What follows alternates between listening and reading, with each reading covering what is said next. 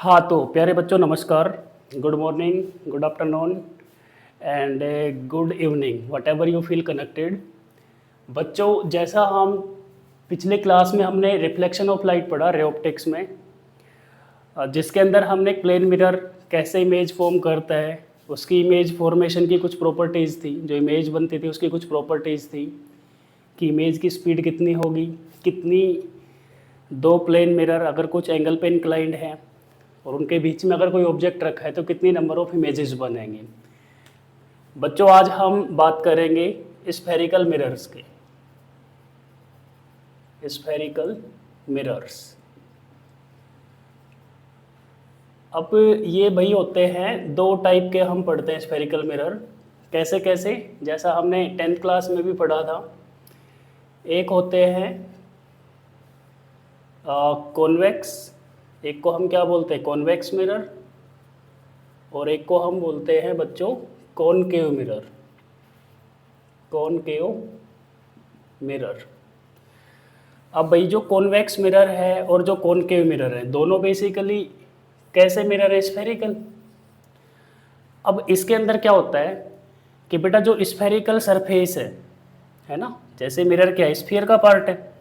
अब इस spherical surface में अगर हम अंदर की तरफ कोटिंग कर दें, है ना, अंदर की तरफ क्या कर दें, इसमें कोटिंग कर दें और पॉलिश कर दें, ये अंदर वाला रीजन कैसे है, पॉलिश्ड, तो बेटा इस तरफ कोई रिफ्लेक्शन नहीं होगा, सारे रिफ्लेक्शन किधर होंगे, इसके आउटर सरफेस में। तो ऐसा मिरर जिसके इनसाइड स्फेरिकल पार्ट क्या की जाती है, कोटिंग, उसको हम क्या बोलते हैं, कॉन्वेक्स मिरर। और वहीं पे ऐसा मिरर जिसके अंदर हम क्या करें, हम आउटर सरफेस में कोटिंग करें, आउटर सरफेस में क्या करें, कोटिंग, ऐसे मिरर को हम क्या बोलते हैं, कॉनकेव मिरर। अब बच्चों इसके अंदर जो बाहर वाला सरफेस है, आउटर सरफेस, इसमें कोई रिफ्लेक्शन नहीं होगा, सारा रिफ्लेक्शन किधर होगा, इसके अंदर वाले सरफेस में। ठीक है।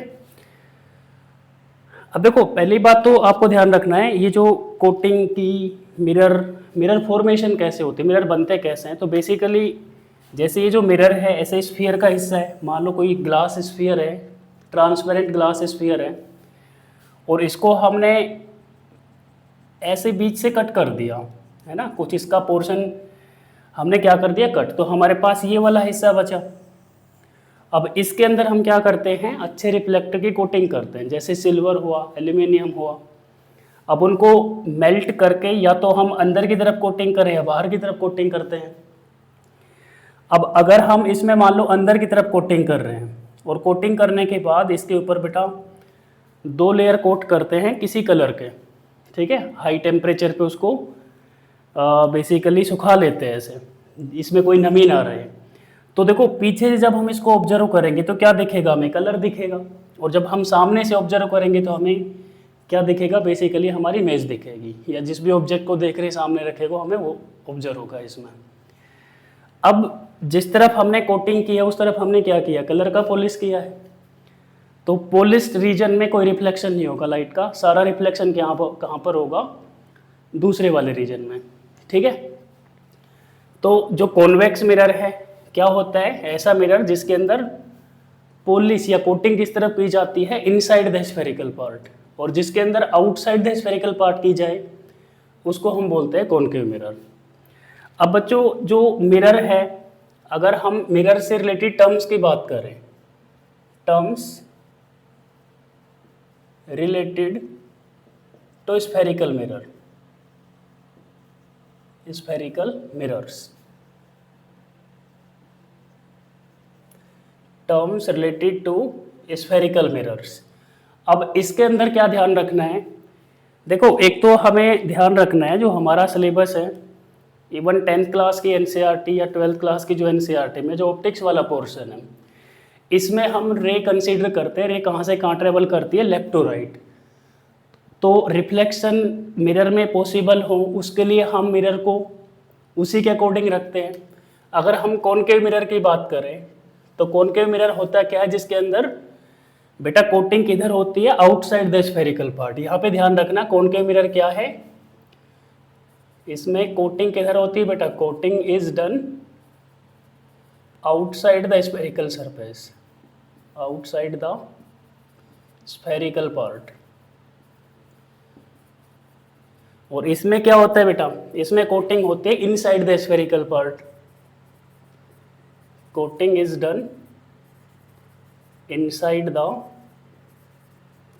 Spherical part.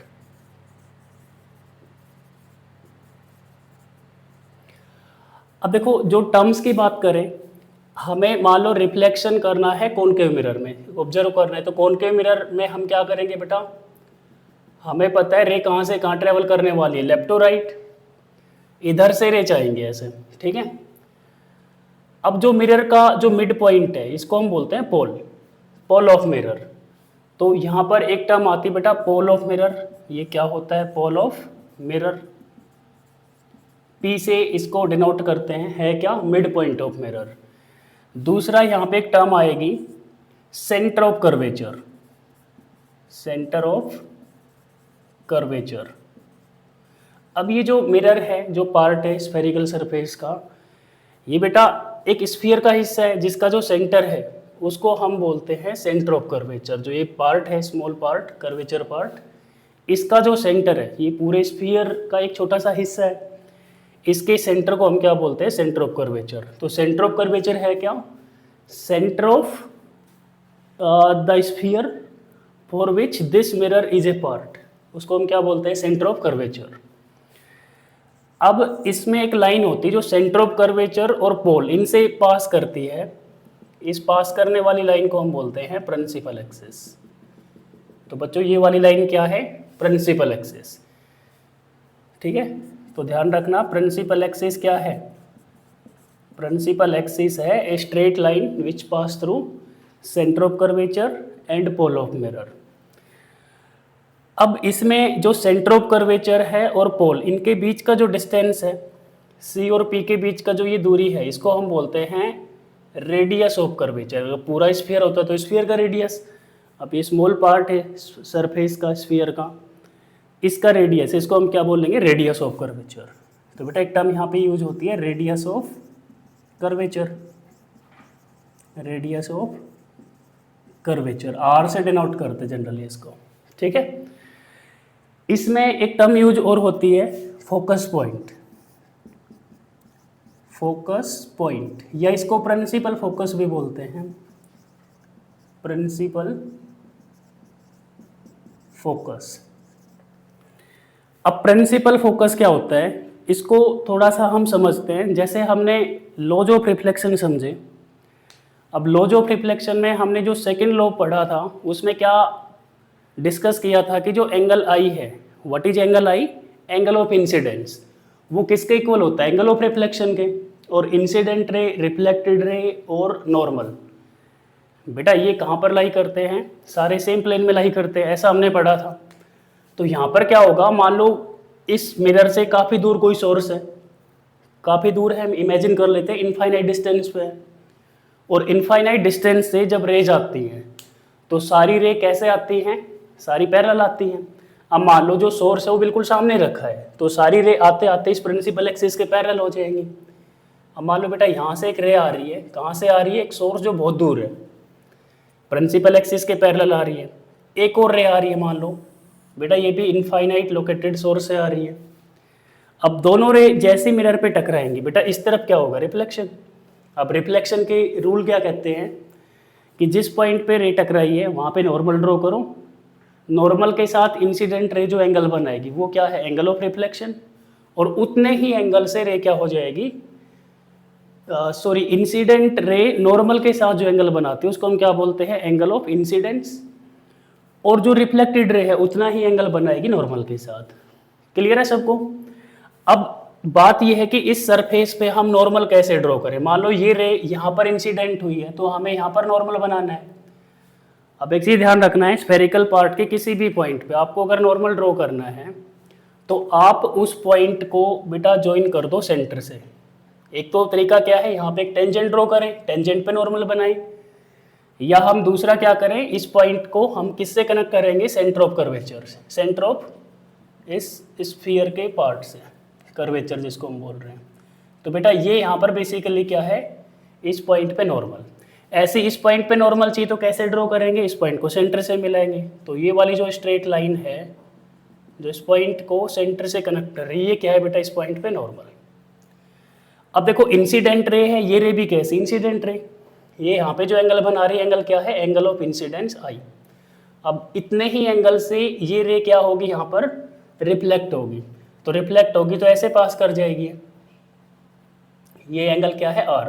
हमें पता है एंगल आई किसके बराबर है, एंगल आर के। सिमिलरली जो ये रे है यहाँ पर जो एंगल बना रही है एंगल आई बना रही है, और बेटा इसी एंगल से, इतने ही एंगल से क्या करेगी, रिफ्लेक्ट। जब ये रे रिफ्लेक्ट करेगी तो प्रिंसिपल एक्सिस के एक पॉइंट पे दोनों एक ही जगह मिलेंगे, है ना। इस पॉइंट को हम क्या बोलेंगे बेटा, इसको हम बोलते हैं focus point.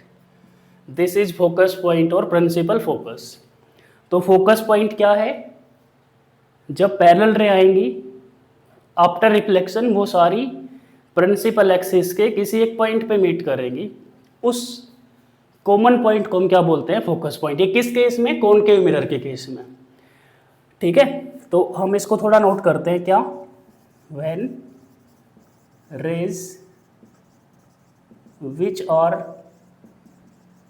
Parallel to principal axis, parallel to principal axis after reflection, after reflection they all meet, they all meet. बेटा किस केस में, कॉनकेव मिरर के केस में दे ऑल मीट। और यहीं पे अगर हम कॉन्वेक्स मिरर लें तो they all appears to meet, है ना। एक्चुअल में वो सारी नहीं मिलेंगी, वो ऐसा लगेगा पीछे कहीं मिल रही होंगी। दे ऑल मीट, और हम क्या लिख सकते हैं, और they all after reflection they all meet और अपीयर्स टू मीट, और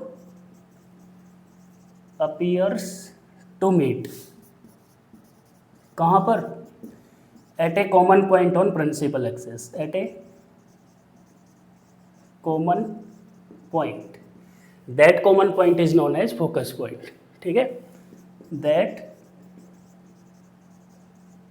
common point is known as focus point. हाँ, तो बच्चों ध्यान रखना है, जब भी पैरेलल रे आएंगी, कहाँ से, इन्फिनिटी से आएंगी पैरेलल रे।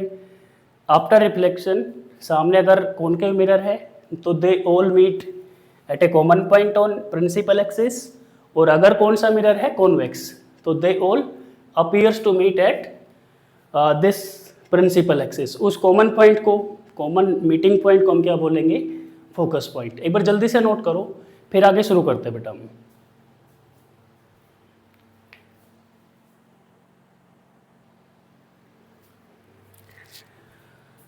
हाँ, तो बच्चों देखो अभी हमने जैसे रिफ्लेक्शन समझा, फोकस पॉइंट समझा, किसके केस में, कॉनकेव मिरर के केस में। देखो कॉन्वेक्स के केस में अगर हम बात करें तो बेटा कॉन्वेक्स मिरर क्या होता है, जिसमें कोटिंग हम इनसाइड स्फेरिकल सरफेस करते हैं, ठीक है। जैसे ये क्या है, कॉन्वेक्स मिरर।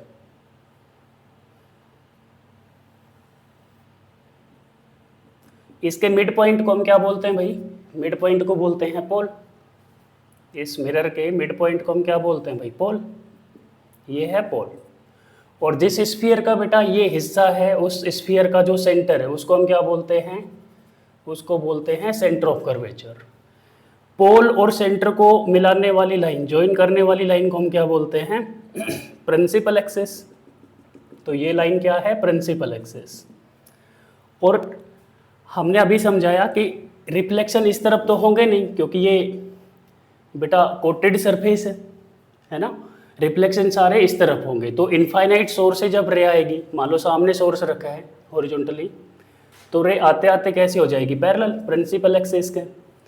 अब मान लो कहीं यहाँ से कोई 2 या 3, जितनी भी रे आप इमेजिन करो, रे आ रही है, पैरेलल आ रही है सारी इनफाइनाइट सोर्स से। अब जिस पॉइंट पे टकराएगी, है ना, मिरर के जिस पॉइंट पे टकराएगी, अभी हमने क्या बोला कि वहाँ पे हमें क्या ड्रॉ करना है, नॉर्मल, ताकि हम लॉज ऑफ रिफ्लेक्शन अप्लाई कर सकें। इस पॉइंट पे नॉर्मल कैसे ड्रॉ करेंगे, इस पॉइंट को हम ज्वाइन करेंगे सेंटर से। तो हमने इसको इस पॉइंट से ज्वाइन कर दिया सेंटर को। अब देखो नॉर्मल तो हमें इस तरफ चाहिए, क्योंकि रे अंदर जा नहीं सकती, मिरर है। तो इसी लाइन को हमने पीछे एक्सटेंड कर दिया, तो बेटा ये हमें क्या मिला, नॉर्मल।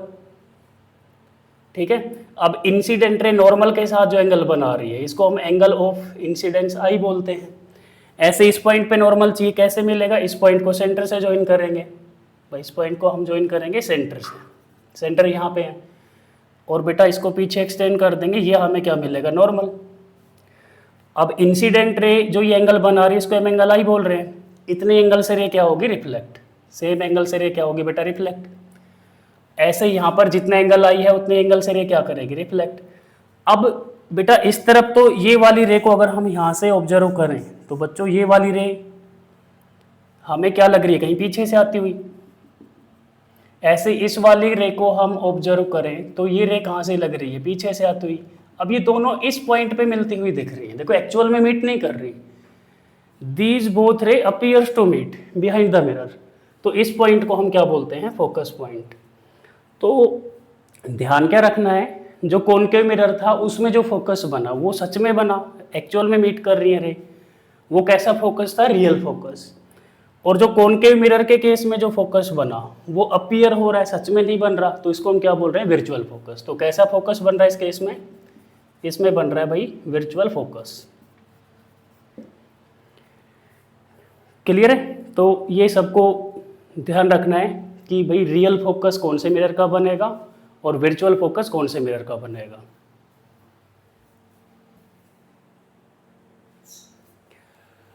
हाँ, तो बेटा देखो ये जो टर्म्स थी जो रिलेटेड टू स्फेरिकल मिरर्स हैं, इनको हमने यहाँ पे नोट किया है, सारे बच्चे इसको नोट कर लेना। बेसिकली सेंटर ऑफ कर्वेचर क्या है, पोल ऑफ मिरर क्या होता है, फोकस पॉइंट किसको हम बोलते हैं, कैसे बनता है फोकस पॉइंट। ठीक है, तो ये सारे पॉइंट जैसे हमने डिस्कस किए वही लिखा हुआ है। पोल हम किसको बोलते हैं, मिड पॉइंट ऑफ मिरर को हम क्या बोलते हैं, पोल। सेंटर ऑफ कर्वेचर बेटा जिस स्फीयर का ये मिरर पार्ट है उसका जो सेंटर है, the centre of sphere of which mirror is a part, उस सेंटर को हम क्या बोलते हैं, सेंटर ऑफ कर्वेचर। ऐसे ही प्रिंसिपल एक्सिस हम वो स्ट्रेट लाइन जो सी और पी से पास कर रही है ना, स्ट्रेट लाइन, इसको हम क्या बोलते हैं, प्रिंसिपल एक्सिस।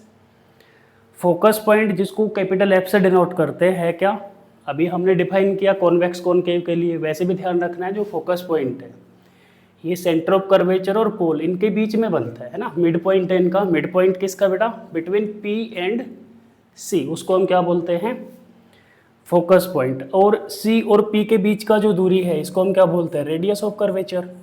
तो वही लिखा distance between C and P, इसको हम क्या बोल रहे हैं, रेडियस ऑफ कर्वेचर। और भाई जो फोकल लेंथ है, फोकल लेंथ क्या है, एफ और पी के बीच की दूरी, ये वाली जो डिस्टेंस है इसको हम बोलते हैं फोकल लेंथ। अब देखो ये बीच में पॉइंट है सी और पी के एफ, तो जो ये रेडियस है ये इसका डबल होना चाहिए। तो देखो इसका जो रिलेशन है रेडियस और फोकल लेंथ के बीच में, रेडियस क्या होती है, ट्वाइस ऑफ फोकल लेंथ।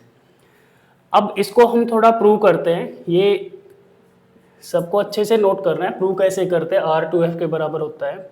तो हमने इसके लिए इमेजिन किया एक कॉनकेव मिरर, भाई हमने कॉनकेव मिरर मान लिया।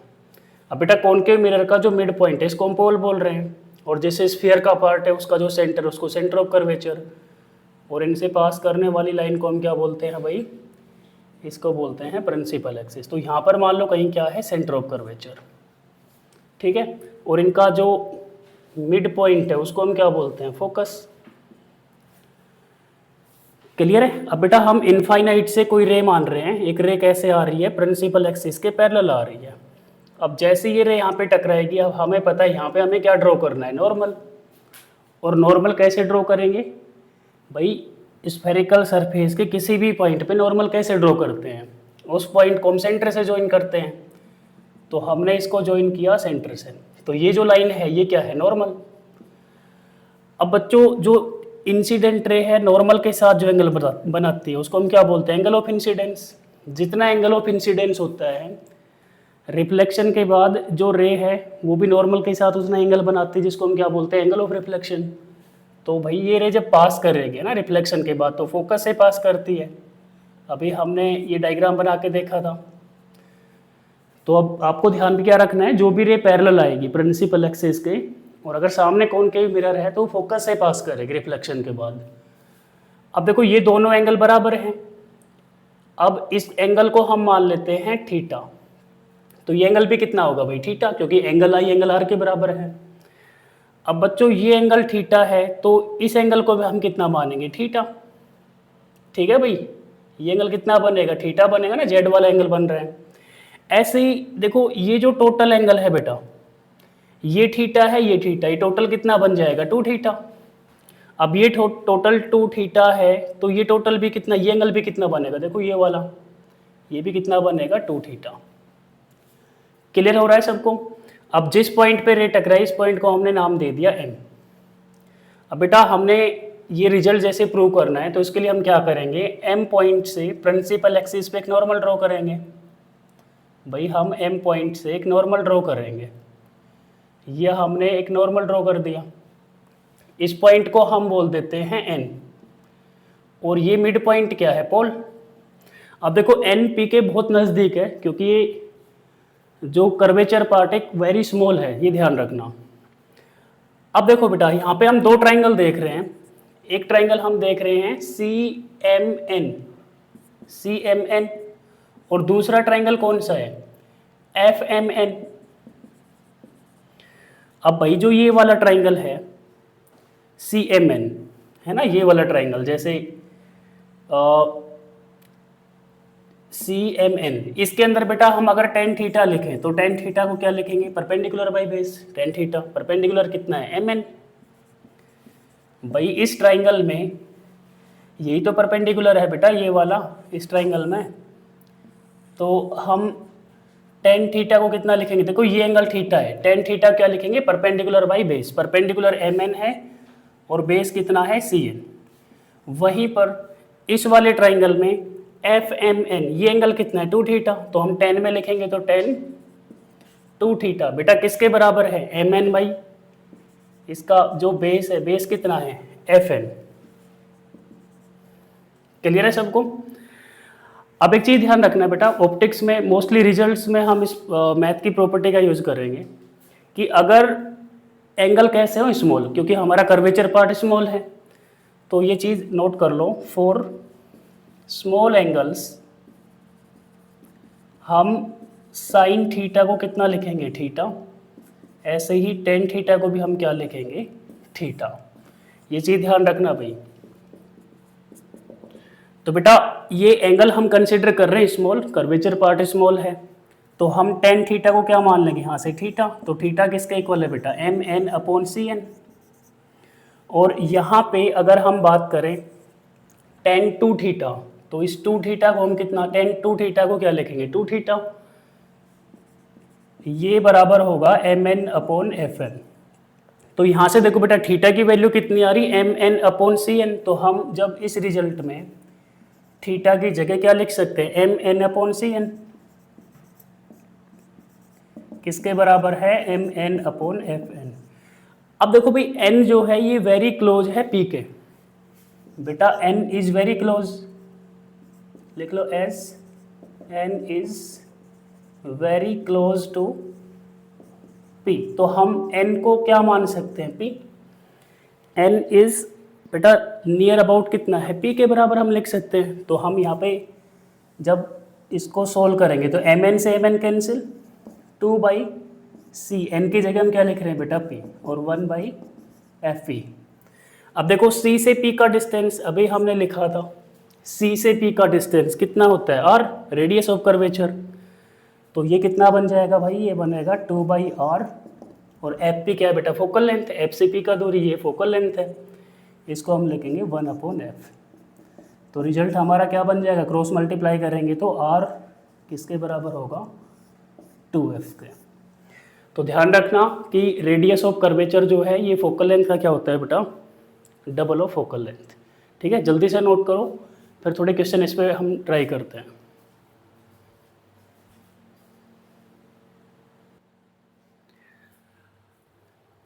हाँ तो प्यारे बच्चों देखो, क्वेश्चन करने से पहले कुछ हम इमेज फॉर्मेशन रूल और एक बार सीख लेते हैं, ताकि हमें अच्छे से रे डायग्राम बनाने आ जाएं कि स्फेरिकल मिरर से हम बेसिकली किसी भी ऑब्जेक्ट का है ना इमेज कैसे बनाते हैं।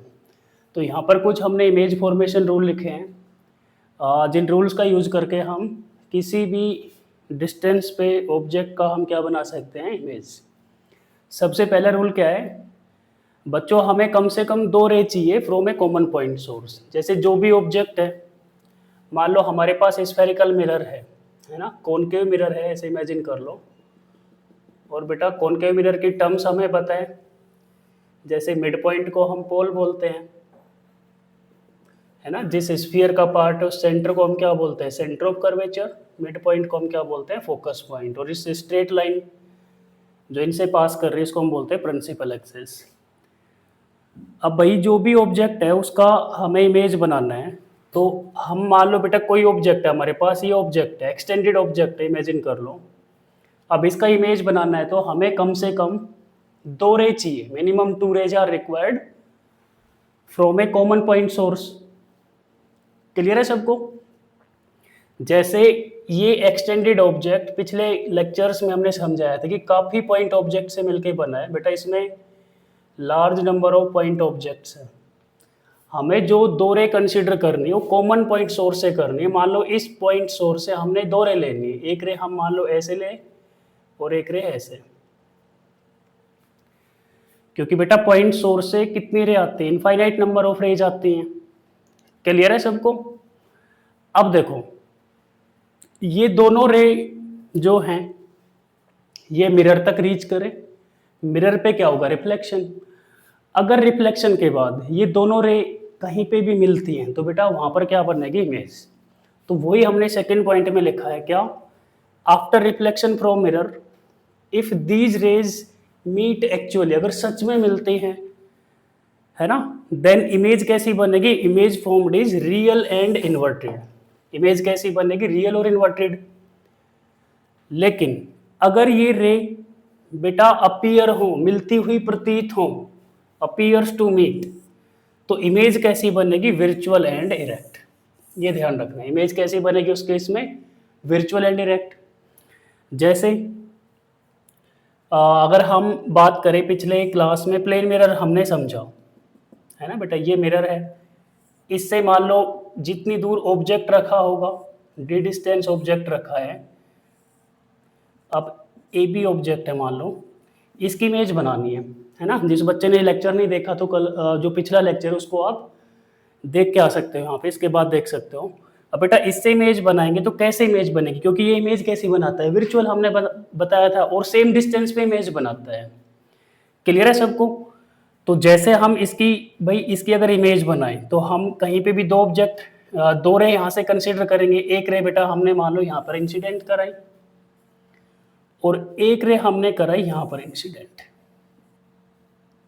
अब इस पॉइंट पे क्या ड्रॉ करेंगे, नॉर्मल। भाई ये सरफेस का परपेंडिकुलर ड्रॉ करेंगे, तो बेटा नॉर्मल के साथ ये रे जितना एंगल बनाएगी उतना ही एंगल रिफ्लेक्टेड रे के साथ बनाएगी, तो ऐसे रिफ्लेक्ट कर जाएगी।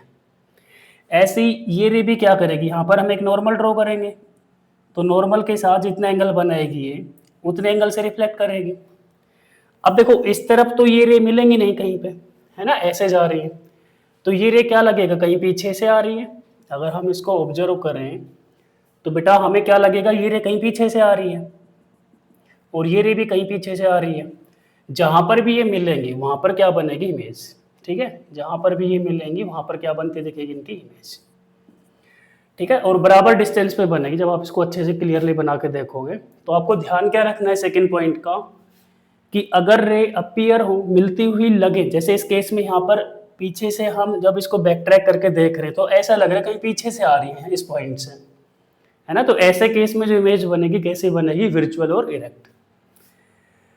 बेटा थर्ड पॉइंट, इससे पहले जैसे हमने फोकस पॉइंट को समझाया कि जो भी रे पैरेलल आएगी प्रिंसिपल एक्सिस के, है ना, कोई भी रे, जैसे इस केस में अगर हम बात करें ये रे पैरेलल आई तो ये पास करेगी फोकस से, इस फोकस पॉइंट से पास करेगी, है ना। जो भी रे पैरेलल आएगी कहाँ से पास करेगी, फोकस से। और अगर कोई रे बेटा फोकस से पास कर रही है, नेक्स्ट पॉइंट क्या है, अगर कोई रे इस फोकस से पास कर रही है तो टकराने के बाद ये हो जाएगी पैरेलल। क्लियर है भाई? तो ये पॉइंट फोर्थ क्या है, a ray which pass through focus after reflection it will become parallel to principal axis. और लास्ट पॉइंट क्या कह रहा है, अगर कोई रे बेटा सेंटर ऑफ कर्वेचर से आ रही है, मान लो एक रे को हम ऐसे डालें और ये कहीं यहाँ पे टकराए, तो रिफ्लेक्शन जब होगा तो ये रे अपने इसी पाथ से वापस आएगी। ध्यान रखना, ये इंसिडेंस कैसा है, नॉर्मल। क्लियर है भाई सबको? जैसे प्लेन मिरर की बात करें तो बेटा इसमें हम ऐसे रे डालते हैं, इस पॉइंट पे नॉर्मल ड्रॉ करते हैं, रिफ्लेक्ट करती हैं, ये एंगल बराबर होते हैं ना। अगर इस रे को हम ऐसे ना डाल के हम ऐसे डालें नॉर्मली, तो टकराने के बाद सीधी चली जाएगी, सेम सिचुएशन यहाँ पर बनेगी।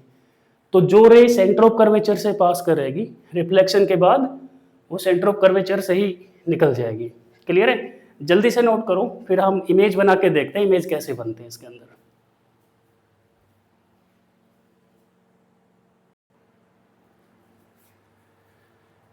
हाँ तो बच्चों देखो, जो रूल्स हमने अभी सीखे कि इमेज को कैसे बनाते हैं, तो कम से कम हमें 2 रे चाहिए होती है, और दोनों रे कहाँ पे जानी चाहिए बेटा?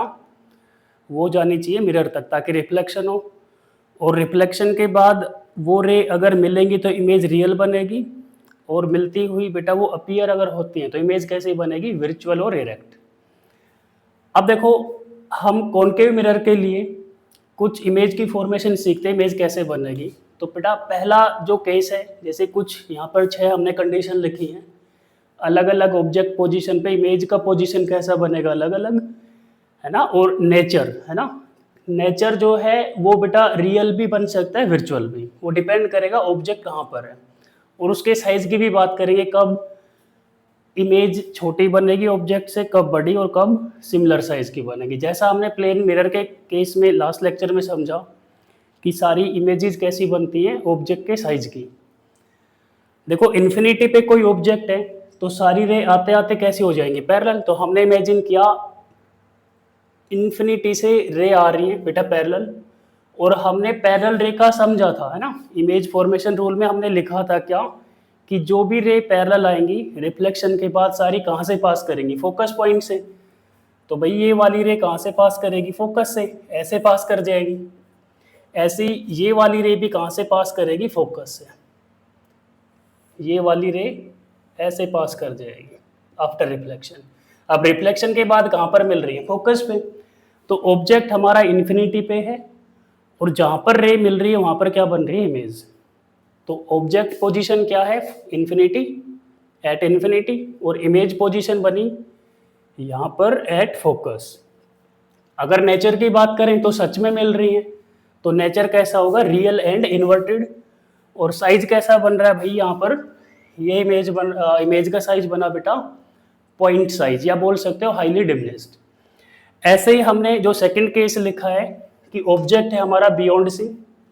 अब बियॉन्ड सी ऑब्जेक्ट है तो इमेज बनाने के लिए कम से कम 2 रे। तो हम क्या करेंगे? एक रे तो हम पैरेलल लेंगे प्रिंसिपल एक्सिस के, और पैरेलल वाले कहाँ से पास करती है? हमें पता है फोकस से। तो बेटा ये तो पास कर जाएगी फोकस से। आप अच्छे से स्केल से जब डायग्राम बनाओगे तो नीट एंड क्लीन आपके डायग्राम बनेंगे। ये पास करेगी ऐसे फोकस से। दूसरी रे हम कहाँ पे डालें? क्वेश्चन ये रहेगा।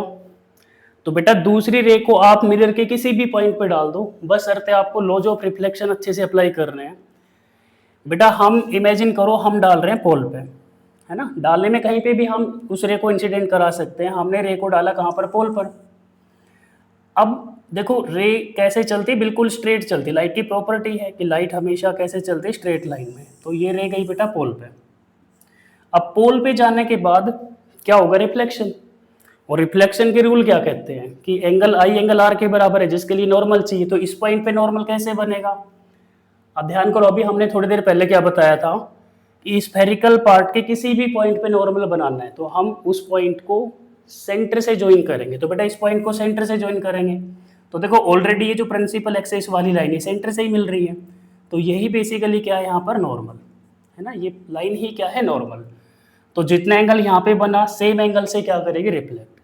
बेटा इतने एंगल से करेगी रिफ्लेक्ट।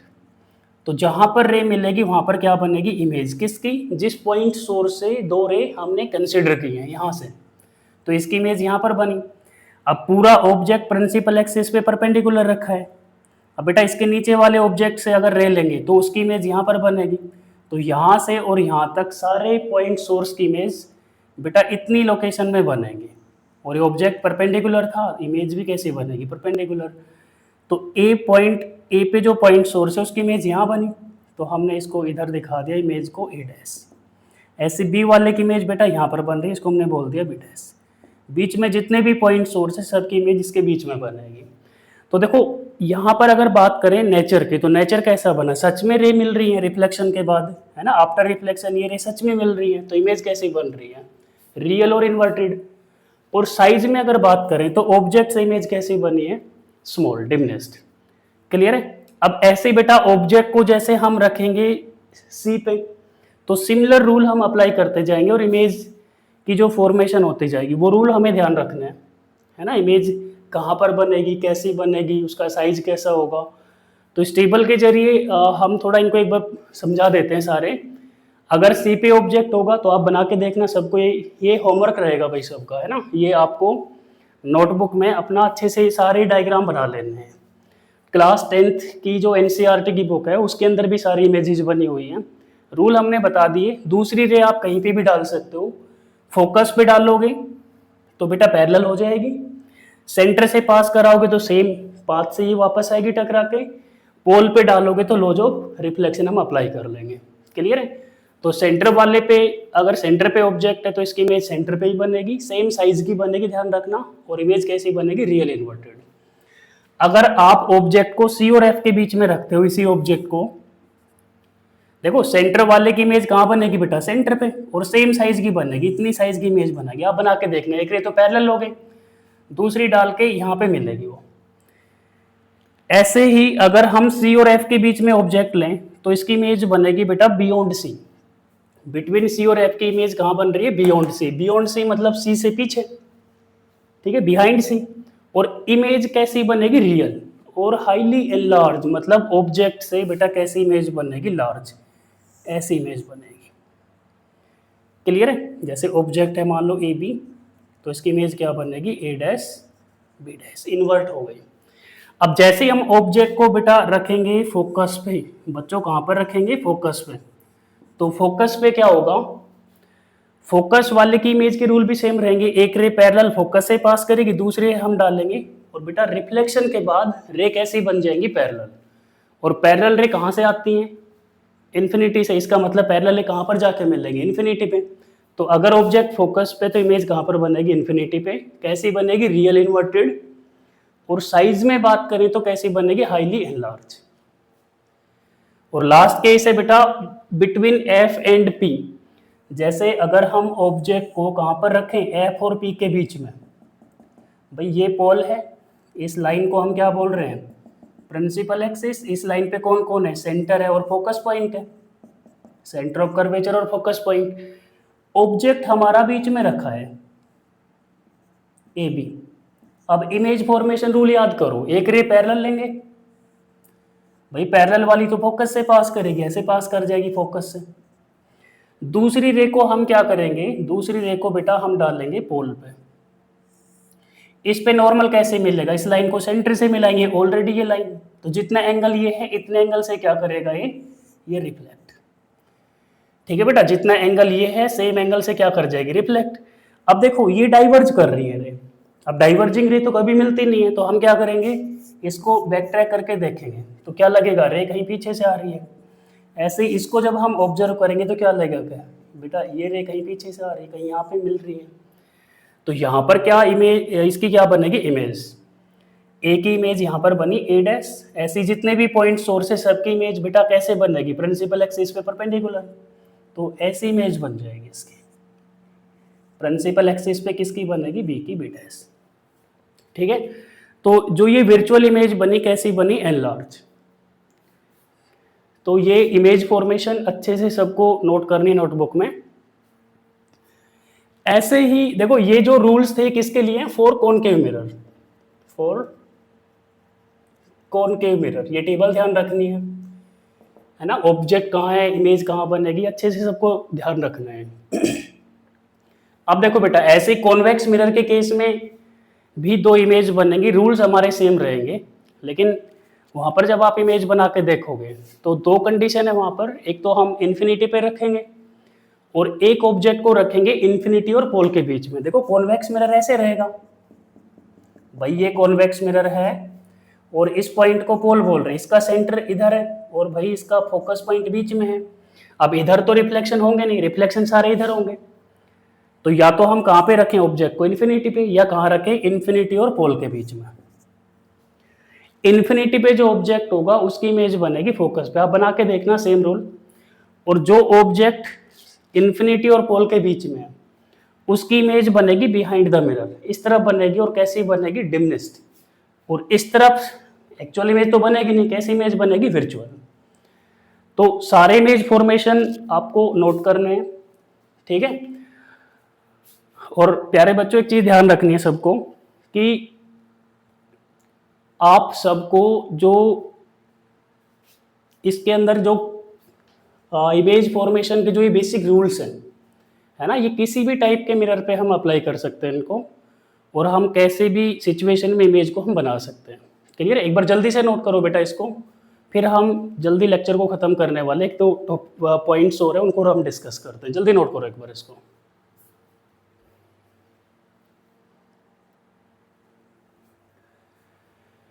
हाँ, तो बच्चों देखो स्क्रीन पे जैसे 2 क्वेश्चन लिखे हुए हैं, एक बार सारे बच्चे इसको एक बार पॉज करके ट्राई करो। पिछले क्लास में हमने प्लेन मिरर के कुछ प्रॉपर्टीज लिखी थी इमेज की, है ना, वहाँ से ये बेसिकली क्वेश्चन है। चलो ट्राई करो एक बार सारे। अब देखो बेटा, इस क्वेश्चन में हमें क्या दे रखा है, light falls on a plane reflecting surface, मतलब हमें एक प्लेन मिरर दे रखा है। अब बेटा इस प्लेन मिरर पे लाइट इंसिडेंट हुई, रिफ्लेक्शन हुआ लाइट का। तो क्वेश्चन है, for what angle of incidence is the reflected ray normal to the incident ray. क्या कह रहा है क्वेश्चन, फिर से समझो। For what angle of incidence, कितने एंगल ऑफ इंसिडेंस पे जो रिफ्लेक्टेड रे है वो इंसिडेंट रे के नॉर्मल हो, है ना। यहाँ पे कोई सोर्स है, मान लो बेटा एक रे ऐसे आई, ये रे कैसे, इंसिडेंट रे। इस पॉइंट पे हम क्या ड्रॉ करते हैं, नॉर्मल। भाई इस पॉइंट पे नॉर्मल आ गया। ये जो एंगल है इसको हम क्या बोलते हैं, एंगल ऑफ इंसिडेंस आई। अब भाई सेम एंगल से क्या करेगी, रिफ्लेक्ट करेगी। इस रिफ्लेक्टेड रे जो नॉर्मल के साथ एंगल बनाती है ये रे, इसको हम एंगल आर बोलते हैं, एंगल ऑफ रिफ्लेक्शन। अब क्वेश्चन फिर से समझो क्या कह रहा है, हमें ये एंगल आई की वैल्यू बतानी है। सिचुएशन क्या है कि जो रिफ्लेक्टेड रे है ये इंसिडेंट पे नॉर्मल है, मतलब इसके बीच का एंगल कितना है, 90। तो इस एंगल आई की वैल्यू बतानी है। अब बेटा हम यहां से क्या कह सकते हैं, जो एंगल आई है और जो एंगल आर है इनका सम कितना है, 90 डिग्री। और लॉज ऑफ रिफ्लेक्शन क्या कहते हैं, फ्रॉम रिफ्लेक्शन लॉ। बेटा हमने पढ़ा है एंगल आई किसके बराबर होता है, आर के। तो हम यहां से क्या लिखेंगे, आई, और आर को भी हम क्या लिख सकते हैं, आई प्लस आई कितना है, 90 डिग्री। तो बेटा आई की वैल्यू कितनी बन जाएगी, 45 डिग्री। तो इस क्वेश्चन का आंसर क्या रहेगा, 45 डिग्री। क्लियर है सबको। अब जैसा आपने ये ट्राई किया होगा, हमने टॉपिक पढ़ा था नंबर ऑफ इमेज। दो अगर प्लेन मिरर कुछ एंगल पे इंक्लाइंड है ना, कुछ एंगल पे इंक्लाइंड है, बीच में कोई ऑब्जेक्ट है, तो नंबर ऑफ इमेज का फॉर्मूला क्या था, नंबर ऑफ इमेज का फॉर्मूला था 360 बाई थीटा। कब, जब ये ओड बने, है ना, और इवन इमेज बनती है तो हम क्या करते हैं इसके अंदर से -1। अगर इसकी वैल्यू इवन आती है तो हम -1 करके रिजल्ट लिखते हैं। अब देखो नंबर ऑफ इमेज, अगर ये वैल्यू इवन बन रही है और इसमें से एक माइनस करेंगे तो रिजल्ट हमारा ओड आएगा। इमेज कितनी दे रखी है, 3, तो हम बेसिकली इस फॉर्मूले का यूज करेंगे। बेटा नंबर ऑफ इमेज कितनी है, 3, 360 बाई थीटा -1, 1 इधर आएगा 4 हो जाएगा, मतलब 360 बाई थीटा कितना बनेगा, 4। तो बेटा थीटा की वैल्यू क्या बनेगी, 360 बाई 4 मतलब 90 डिग्री। ठीक है, तो दोनों प्लेन मिरर के बीच में जो एंगल होगा कितना होगा, 90 डिग्री। तो आंसर क्या रहेगा इसका, 90 डिग्री। ठीक है, तो प्यारे बच्चों देखो जो लेक्चर्स हैं थोड़ा लेंथ ज़्यादा जा रहा है ना, लग रहा होगा कि भाई हम सेम चीज़ को बहुत जल्दी कर लेंगे, लेकिन इन डेप्थ अगर चीज़ों को आप सीखते हुए चलोगे तो आपके रिजल्ट शानदार रहेंगे। देखो रात इंदौरी साहब की एक बहुत अच्छी शायरी है बेटा, क्या शायरी है कि तूफानों से आंख मिलाओ, है ना, तूफानों से आंख मिलाओ, सैलाबों पर वार करो। और भाई जो है नेक्स्ट इसमें बोला गया है उन्होंने कि मल्लाहों का चक्कर छोड़ो और आपको तैर के दरिया पार करना है। तो लगे रहना है, जुड़े रहना है, और होप आने वाले टाइम में सारे रिजल्ट्स भी आपके शानदार रहेंगे। आगे की चीज़ें हम नेक्स्ट लेक्चर में करेंगे। धन्यवाद।